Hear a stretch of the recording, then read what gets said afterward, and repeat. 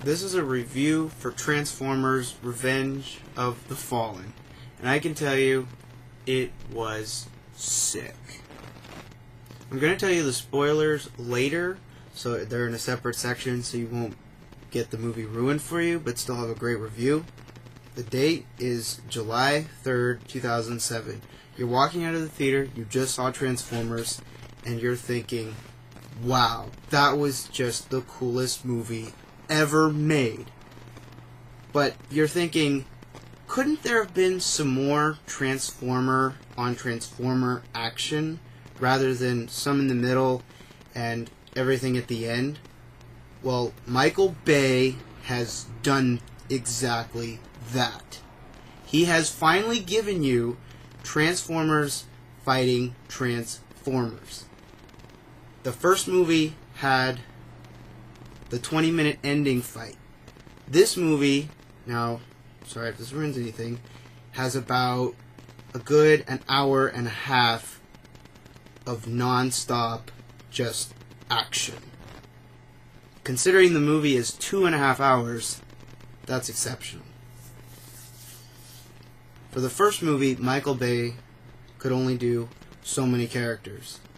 And, well, of course, there was only so many Transformers in the first movie. In this movie, it's like they just said, here, Michael Bay, here's some money. For this one, it's almost like they were just like, okay, Michael Bay, how much you need? And they just were like, sky's the limit. And Michael Bay was like, okay. And this movie gives you so many Transformers. It's like, it just leaves you speechless.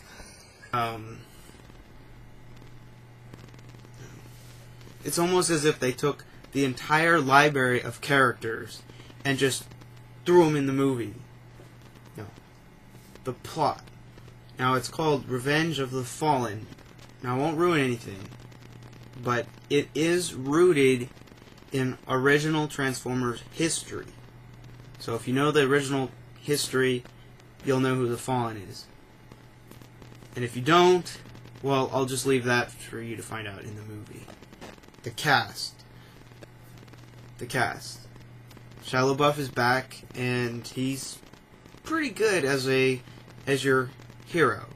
He starts off wanting to be a normal kid with a normal life, but as the turn of events in the movie cause him to pretty much become the hero that he's supposed to be. Megan Fox is back, being Michaela, and she is hot. Like, if anything, she's hotter than she was in the first movie. They have, like, taken the scene with she's holding up the car hood and just doubled it. She's that freaking hot in this movie. Unfortunately, Sam's friend, I don't remember his name from the first movie, he didn't make it in this time. They replaced him with a new character that wants to be a hero and be in the thrill, but once he's in it, he doesn't exactly want it. He kind of wants out. Which is relatable, because Sam is so heroic, but this other guy's kind of a wimp. So it's like if it was you or me for experiencing Transformers for the first time, and we're like, whoa, I don't want to die. And then at the same time, this is really cool. The two army guys from the first movie are back, and they're just as awesome as ever. Optimus is back, Ironhide is back, Ratchet is back, and of course, Bumblebee is back. Jazz, unfortunately, is still dead. But what's cool is RC is in this movie.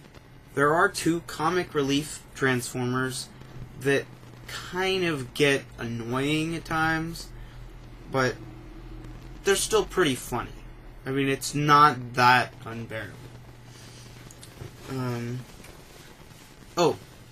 Something about this movie that's interesting is the first movie had a lot of cussing, a lot of swear words in it, occasionally. This movie has quite a bit more. and especially coming from the Transformers, which is kind of shocking that they would do this. But so if you're going to take kids to see it, you know, you might want to watch out because the Transformers are cussing.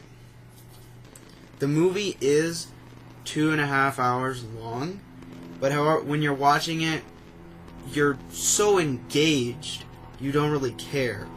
And when it ends, you're just begging for more. You're just like, where's Transformers 3? I want to see something from it, you know.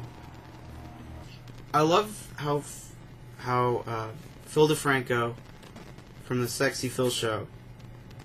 I love how Phil DeFranco describes this movie as Transformers: The Rise of Michael Bay Wide Shots. It's true. This movie has... It still has close in the action, especially... Okay. It still has close-up action, but it's, like, a little bit farther away, which is great, especially for this, you know. Now, I saw this movie in IMAX, which, okay, this movie had scenes shot with IMAX cameras, which obviously was a fight in the middle, and now, surprisingly, actually, you would have thought most of the end sequences would have been shot with IMAX cameras. But no, it's most of the Combiner, the Constructicons shots that are in IMAX. So when you're watching in IMAX, the black bars disappear and extra picture, and you're like, whoa. But my suggestion is see it in IMAX because it is worth it. And what I've been told is it's also been extended slightly with some of the action. And the regular widescreen stuff is still huge. And the IMAX sound system is just the best anywhere. So, see it in IMAX. It's worth it.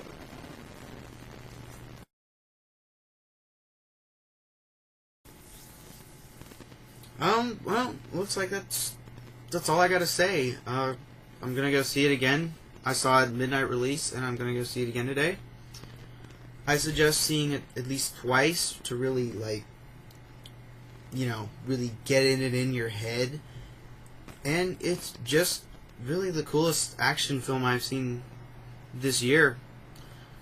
It's everything you want out of an action movie. Explosions, hot babes, good story, menacing, evil, bad guys, and great heroes.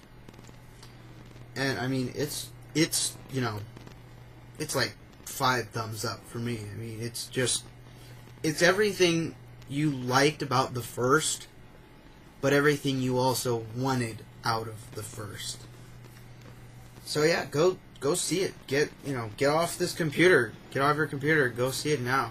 It's awesome. Alright. DP Imagine, signing out.